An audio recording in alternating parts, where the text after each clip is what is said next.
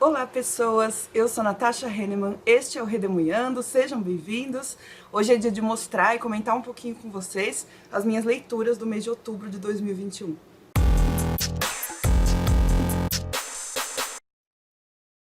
Gente, tem muitas leituras para mostrar para vocês. Talvez tenha sido o mês que eu mais li este ano e também o que eu menos li, porque eu tive uma ressaca literária muito forte nos últimos 10 dias do mês.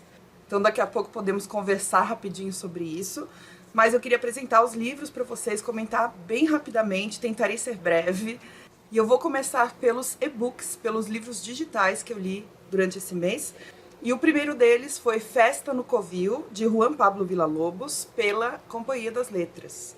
Tradução de Andrea Moroni.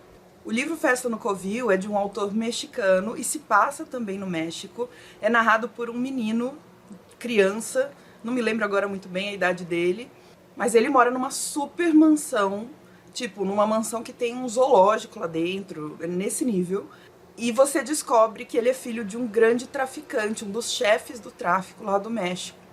Porém, o livro inteiro é narrado por esse olhar da criança. E eu já tinha ouvido muitos elogios para esse livro, mas ele foi muito legal, assim, mesmo com o hype, que já passou um pouquinho, esse livro não é tão novo, mas mesmo assim, gostei bastante da leitura, conseguiu me surpreender.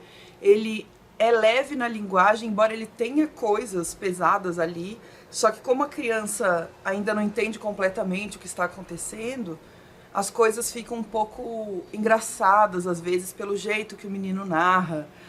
O menino tem uma peculiaridade também, que ele tem um vocabulário muito sofisticado.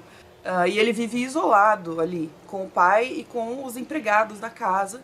Então, tudo que ele tem para contar é sobre isso, é sobre o que acontece ali dentro da casa e sobre ele querer um rinoceronte de um lugar específico. Não lembro muito bem o lugar que ele quer.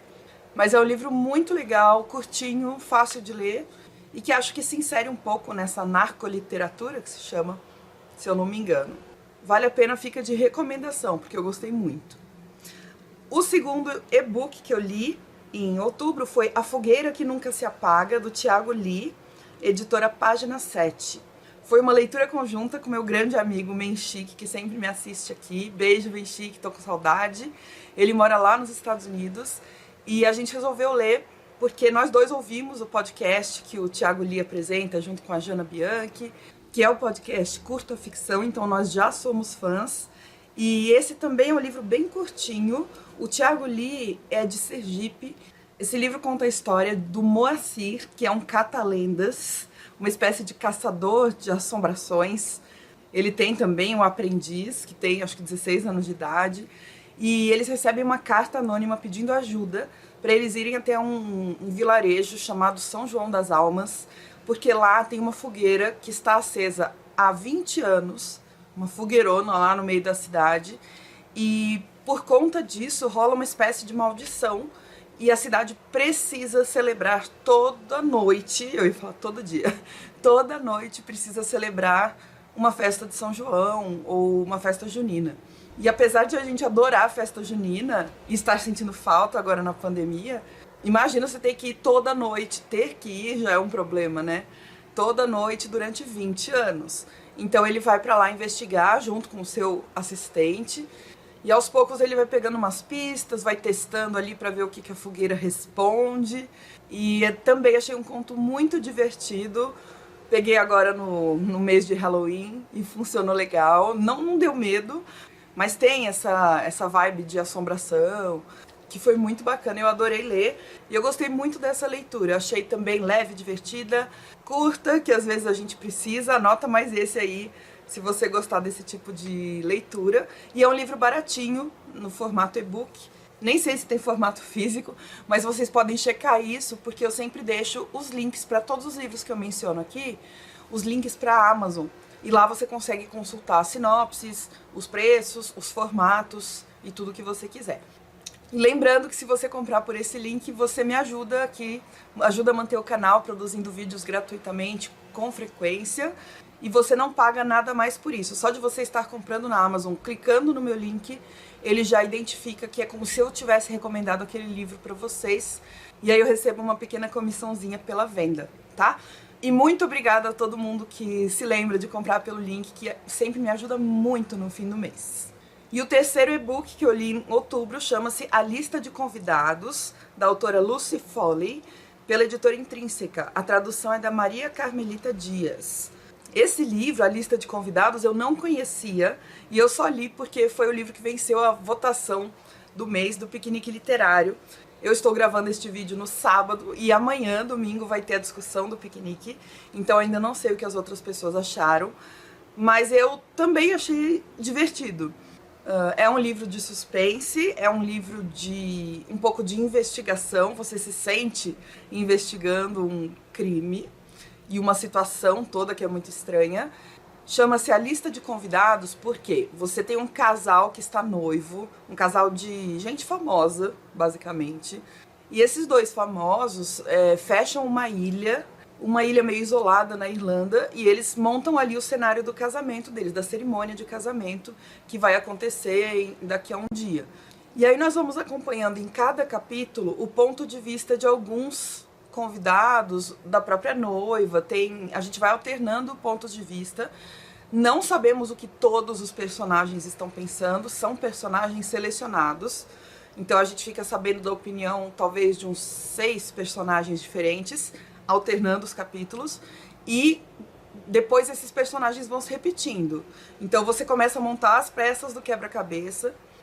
Eu gosto quando o autor escolhe essa ideia dos pontos de vista, porém, eu acho que é uma narrativa difícil de ser feita, porque a pessoa precisa mudar de voz de um capítulo para o outro.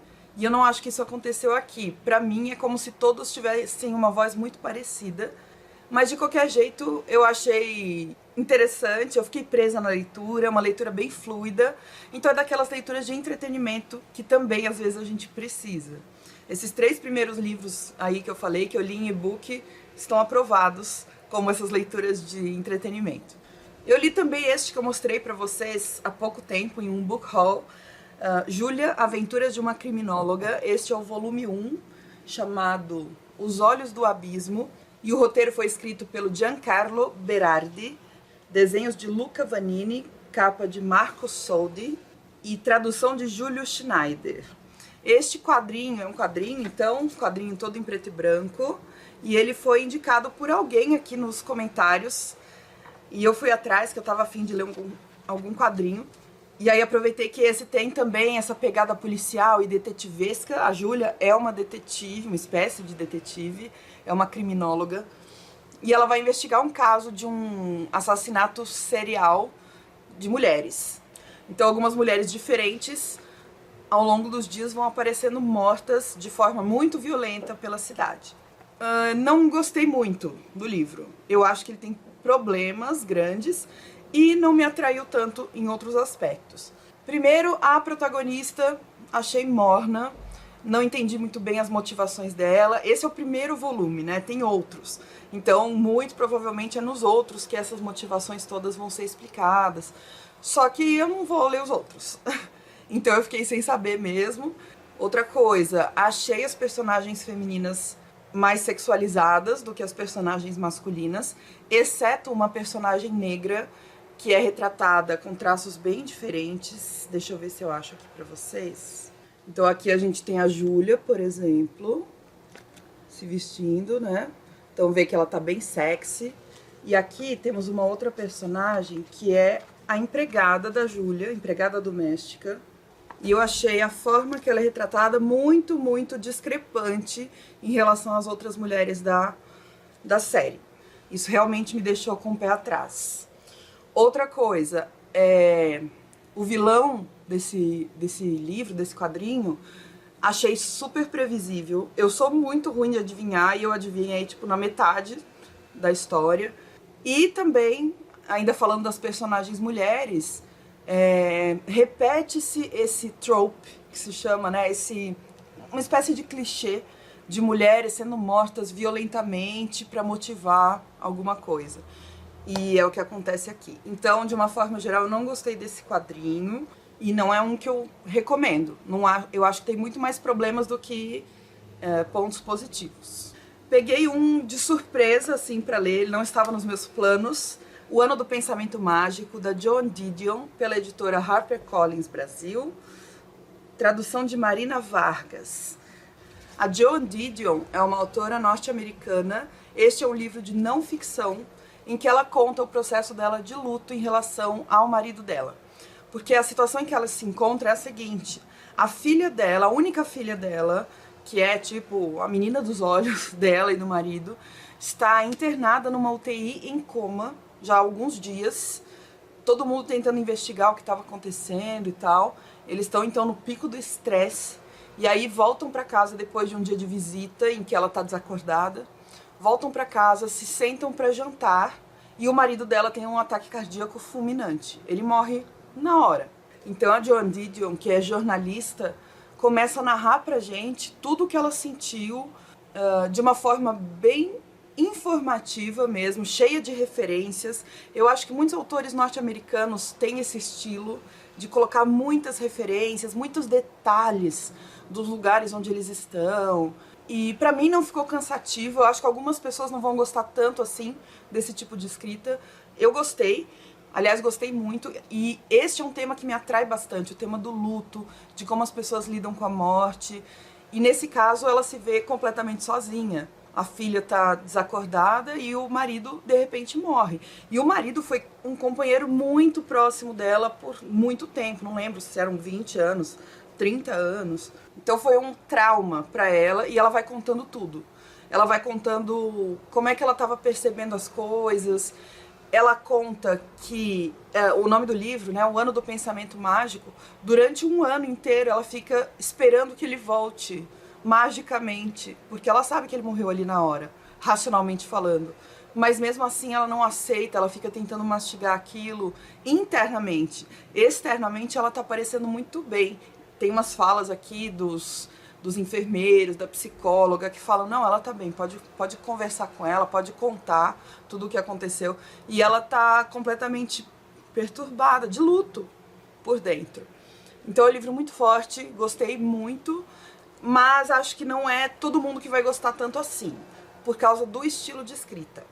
Ah, esqueci de falar, ele foi recomendação do Nome do Livro podcast. Quem recomendou bastante foi a Ju. E eu comprei naquela leva com o Kazuo Ishiguro também, que eu li esse ano e gostei demais. Então essa foi uma leva de compras que eu fiz que foi maravilhosa. E aí vem um combo de 3 livros interligados. Eu vou mostrar um de cada vez para poder deixar. Eu sempre deixo, não sei se vocês já viram, aqui no player do YouTube, como se fosse dividido em capítulos. Porque aí se você não se interessar muito por um livro, você pode pular os meus comentários sobre ele. Então eu vou falar de um de cada vez, mas no fundo o mais legal dessa experiência de leitura que eu vou falar agora foi o combo dos 3 livros juntos. Começando pelo livro O Estrangeiro, do Albert Camus, pela editora Record, tradução de Valérie Ronjanek. E este é um livro que eu já tinha lido, portanto foi uma releitura. E eu resolvi relê-lo agora porque eu fui convidada para dar uma aula sobre Albert Camus e o livro O Estrangeiro. Lá na escola onde eu dou aula, tem aulas de francês para os alunos, e a professora de francês me contatou e perguntou se eu não gostaria de dar uma aula sobre esse livro, e falar sobre livros é o que eu mais gosto, ainda mais o livro escrito por um filósofo, que é a minha área também de conhecimento, de estudo, de atuação. Então juntou o útil ao agradável e eu adorei a releitura, porque a primeira leitura eu conheci a história, e é uma história meio monótona. Não acontece muita coisa, tem aqui uma virada no meio do caminho, mas fora isso, o próprio personagem é muito descolado da realidade, que tem a ver com a filosofia do Albert Camus, que é a filosofia do absurdo, da busca pelo sentido da vida e do não encontro desse sentido da vida. Mas dessa vez, sabendo já dessa história, como é que ela funcionaria, eu consegui mergulhar mais na história, prestar atenção em alguns detalhes. Então agora eu fui sublinhando, circulando alguns termos, fazendo umas anotações. Não sei se vai dar para vocês verem aí ou se ficou muito clarinho, porque eu fiz a lápis. Mas isso me ajudou bastante a montar a aula. Inclusive fiz anotações também num papel separadinho. E vou pensar em como montar um vídeo para vocês também, falando um pouquinho sobre esse livro e sobre essa filosofia do Camus, como ela se expressa no livro Estrangeiro. E também no próximo livro, que eu li como complemento à leitura do estrangeiro, que é O Mito de Sísifo, também pela editora Record, tradução de Ari Reutemann e de Paulina Watt. Esse eu já tinha começado a ler, mas não tinha ido para frente. Não é ficção, o livro O Mito de Sísifo é um ensaio filosófico, então ele é mais denso, bem mais denso, em termos de linguagem, de argumentação, e ele realmente exigiu mais do meu cérebro aqui na hora de ler. Do mesmo jeito, fui fazendo marcações, anotações, tá tudo marcadinho com os post-its. Eu peguei os amarelinhos para combinar com a capa. E é um livro em que ele vai se debruçar sobre a questão do absurdo, que aparece lá no estrangeiro de forma ficcional, e também sobre a questão do suicídio. Ele fala a única questão filosófica que realmente nos interessa, ou que vale a pena de verdade, é a questão do suicídio. O resto vem depois. Então ele é muito categórico, um livro interessantíssimo, só que eu preciso reler, porque realmente é muita argumentação que ele coloca aqui e eu preciso conseguir organizar isso. Mas também gostei bastante, principalmente lendo um em seguida do outro. Realmente eles são complementares. O Camus escrevia em ciclos de 3 textos, de 3 livros, sendo um livro de ficção, um de não ficção e uma peça de teatro. E O Mito de Sísifo, O Estrangeiro, são um parzinho, esse não ficção, O Estrangeiro ficção, e a peça de teatro deles, desse mesmo ciclo, é Calígula, que eu ainda não li. Mas esses 3 livros se conversam bastante. E o terceiro que completa esse combo que eu li agora em outubro, eu adorei ler esse por último, chama-se O Caso Meursault, do Kamel Daoud, pela Biblioteca Azul, tradução de Bernardo Eisenberg. Kamel Daoud é um autor argelino. O próprio Albert Camus também era argelino em termos geográficos, mas culturalmente ele era francês, porque era a época que a Argélia era colônia francesa. E enquanto o livro do Camus é de 1942, se eu não me engano, este aqui, O Caso Meursault, é de 2013, 2014, se eu não me engano. É dos anos 2010, então é muito mais recente. E Meursault é o nome do protagonista do livro O Estrangeiro, do Albert Camus.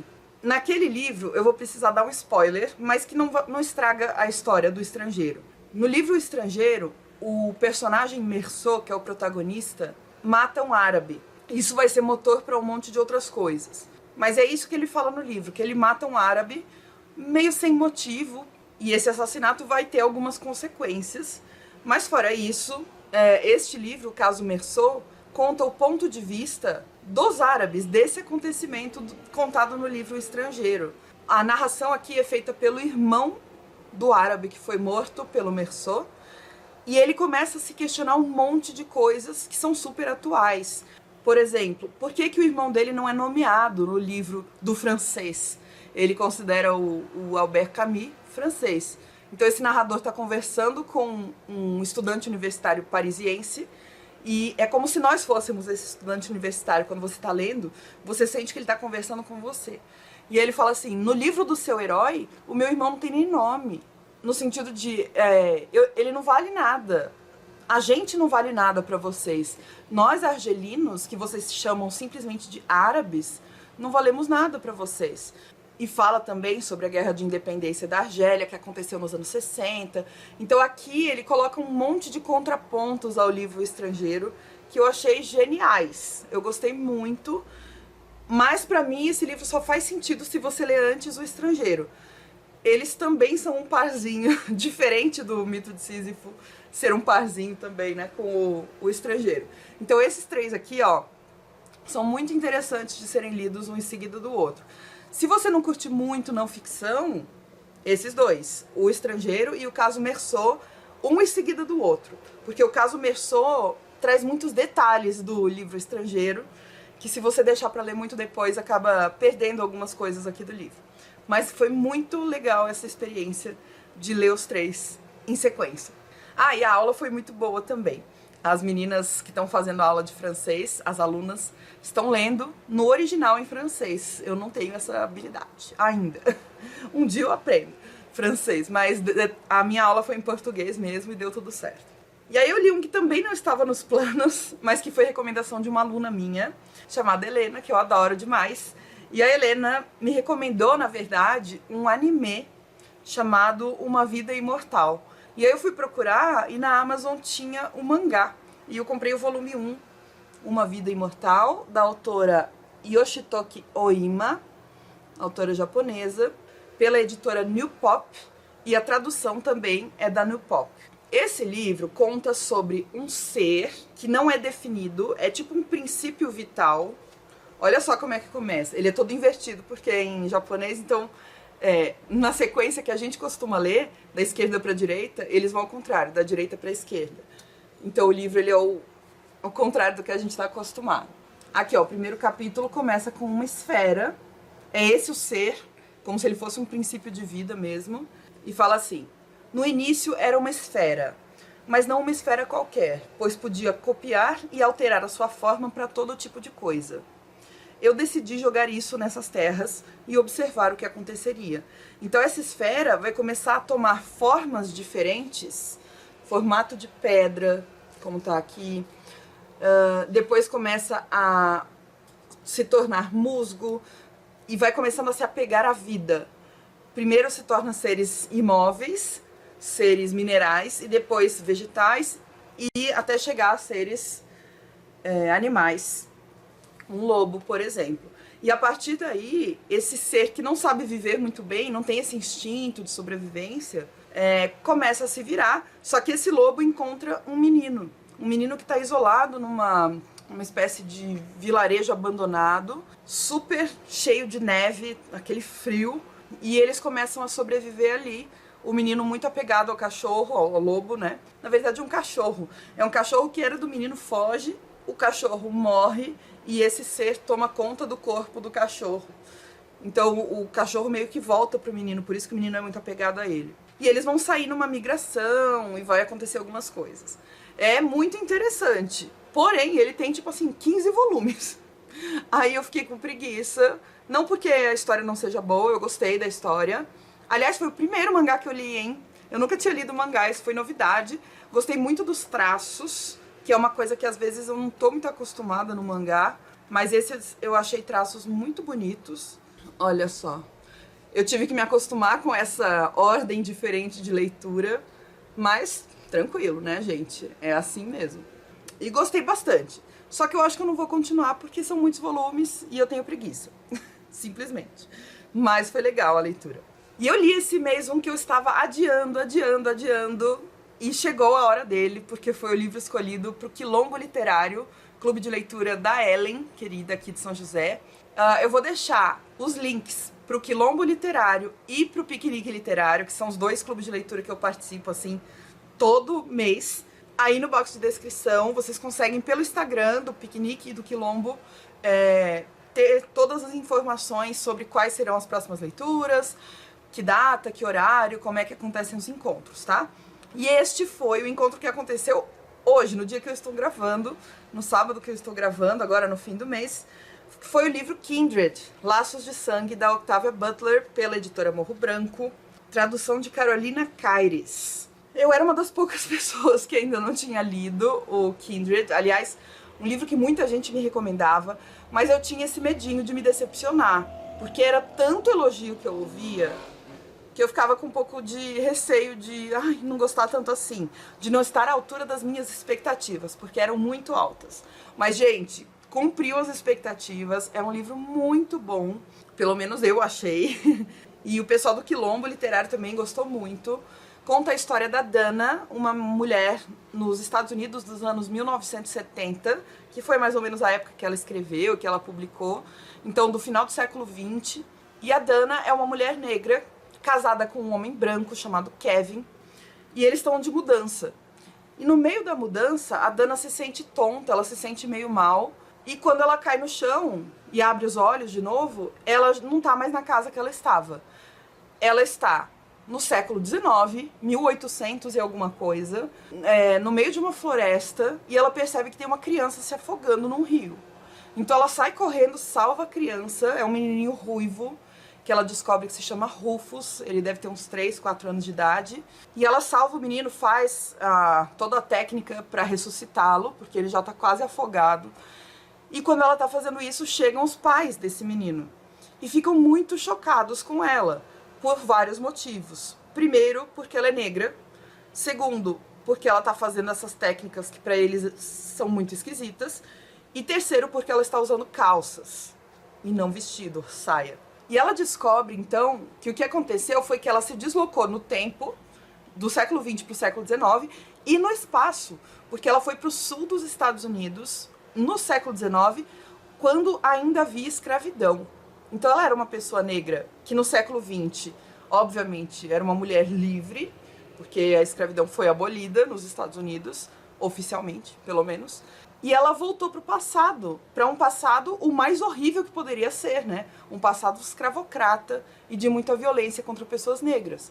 E aí ela conta isso pro marido dela, o marido dela não acredita. Assim, ele fica um pouco cético em relação ao que ela tá contando. Porque ela sumiu por um instante no quarto que eles estavam. Ela sumiu, ficou 2 segundos fora e voltou. Só que pra ela não foram 2 segundos. Se passaram, sei lá, meia hora lá onde ela foi. E isso acontece de novo. De novo ela se sente tonta, volta pro passado. O menininho ruivo já tá um pouco mais crescido, mas de novo ele tá em perigo de vida. Então ela, tipo, salva o menino de novo e fica presa lá no passado por mais tempo do que esses primeiros minutos aí que ela ficou. E uma das coisas que eu mais gostei é que existe uma diferença de tempo entre o tempo do passado em que ela está e do presente. Tipo, enquanto no presente se passam poucos minutos, lá no passado se passam semanas, meses e às vezes anos inteiros. Então, é um livro muito doido, muito bem construído na minha visão. Ela não explica muito bem como acontece essa viagem no tempo ou por que isso acontece, mas eu não vi isso como um defeito, porque o livro inteiro é muito bem construído e nos deixa curiosos. Eu queria muito saber quando que ela ia voltar para o presente e quando ela ia voltar para o passado de novo. Tem um determinado momento em que o marido dela viaja para o passado junto com ela. E aí que ele é completamente convencido de que ela tá falando a verdade. Porque é um absurdo, né? A pessoa volta pro passado, para um lugar que não é o que ela está agora, se desloca no tempo e no espaço, e passa muito tempo lá, vive a vida lá, né? É agredida, trabalha e um monte de coisas, e volta pro presente, e pro presente é como se nada tivesse acontecido. Embora o corpo da pessoa esteja cheio dessas marcas do passado. E pra mim esse foi um dos pontos fortes. Quando o marido da Dana viaja com ela, a gente consegue ver a diferença de tratamento que os dois recebem, porque ele é um homem branco e ela é uma mulher negra. Então ela automaticamente é considerada uma escrava dele e ele é considerado um homem livre, digno de confiança. Então assim, gente, muito bom. O livro me deixou também instigada e presa. Eu queria saber o que ia acontecer, como é que as coisas iam rolar, iam se virar ali. E foi muito bom ler e discutir esse livro com o pessoal do Quilombo Literário. Essa é uma recomendação fortíssima deste mês, deste ano, inclusive. Uma das melhores leituras do ano. E o último que eu tenho para mostrar para vocês é o Mulheres Filósofas, Participação, História e Visibilidade, do Iron Mendes de Araújo e do Iron Mendes de Araújo Júnior, pela Apris Editora. O Iron Mendes de Araújo é um autor nacional, ele é filósofo, professor de filosofia no ensino básico, assim como eu. E eu não sei de que estado ele é, porque ele é formado, ele é mestre em filosofia pela Universidade Federal do Paraná, mas também se especializou em filosofia contemporânea pela Universidade Católica de Pernambuco. Então eu não sei muito bem o estado de onde ele é, mas esse livro é a publicação da dissertação de mestrado dele, em que ele analisa a presença de mulheres filósofas em livros didáticos para o ensino médio. Ele vai discutir questões do porquê poucas mulheres aparecem na filosofia, será que existiram poucas mulheres filósofas, ou será que elas simplesmente não são consideradas tão importantes quanto os homens? Então ele faz esse tipo de questionamento que é muito bacana, é um questionamento que as próprias alunas colocam pra gente no dia a dia de sala de aula. E aí a dissertação tem essa fase mais teórica, em que ele apresenta essa ideia das mulheres na filosofia a partir de outras autoras e de outros autores. uma análise mais numérica dos dados dos livros de filosofia do ensino médio, né, os livros didáticos, e depois ele apresenta um estudo de caso, porque ele aplicou com os alunos dele, de uma escola lá em Jaboatão da Serra, em Pernambuco, uma espécie de matéria optativa em que os alunos discutiriam essas questões sobre as mulheres na filosofia e produziriam um material de exposição.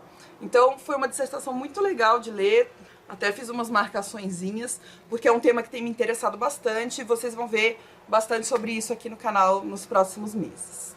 Bom, gente, é isso que eu li no mês de outubro, bastante coisa. Eu só queria falar uma coisa pra vocês. Tudo isso que eu li foi tipo nos 20 primeiros dias de outubro. Foi muito intensa a minha leitura, nos primeiros 2/3 do mês. E depois disso eu mergulhei numa ressaca literária, que é uma coisa que eu nunca tinha tido. É uma certa paralisia na leitura. Eu não conseguia querer ler alguma coisa além do que eu já precisava ler pro trabalho, né? E eu acho que algumas coisas colaboram para isso. Primeiro, essa intensidade muito alta de leitura que eu tive no começo do mês. Eu acho que isso me saturou um pouco. E aí meu cérebro e meu corpo pediram descanso depois disso. E também o final do ano letivo, que sempre é extremamente exaustivo. Esse ano não é diferente, tá muito cansativo. E, de novo, acho que meu cérebro já está também sobrecarregado com trabalho, com preparação de aula, de prova, correção, tudo aquilo que vocês já sabem, né, de sala de aula, de professores. Então juntou tudo isso e no final do mês eu não li nada. Tipo, nada mesmo. Eu tentei variar alguns livros, tentei começar alguns no Kindle e não foram pra frente. Eu li até uns 10% de cada livro e largava porque não tava afim de ler aquilo. Aí agora no fim do mês eu consegui pegar um que foi recomendado pelo Giovanni, que deve aparecer aqui no vídeo de leituras do mês de novembro, que é o 7 Anos Bons, do Edgar Keret, um autor israelense, e é um livro de contos. Então realmente funcionou, porque são contos de uma linguagem bem fluida e que eu podia parar a quase qualquer momento. Os contos são curtos, o que me permitia esses respiros mais longos se eu precisasse. Eu não ia esquecer da história no meio do caminho. E aí eu acabei conversando com o pessoal no Instagram, lá nos stories do Instagram. Se você quiser me seguir, @redemunhando. De vez em quando eu apareço lá para conversar alguma coisa, para divulgar alguma coisa. E o pessoal do Instagram se identificou muito com essa coisa da ressaca literária. Eu acho que a grande maioria dos leitores já sentiu. Eu nunca tinha sentido nesse grau, assim, e eu sinto muita falta, gente. Não é que eu sinta que eu precise ler porque eu preciso produzir conteúdo, nada disso. Não é uma pressão de produtividade no meu caso. É porque a leitura é o momento do meu dia que eu paro e não penso em outra coisa, só na leitura. É tipo uma meditação, sabe? Então, quando eu não tava conseguindo ler, eu senti muita falta disso. Demais.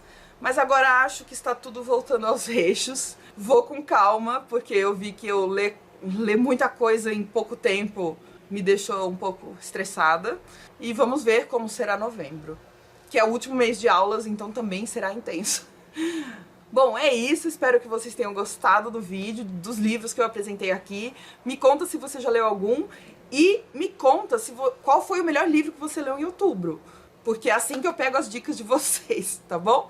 Um beijo pra vocês, até a próxima e tchau!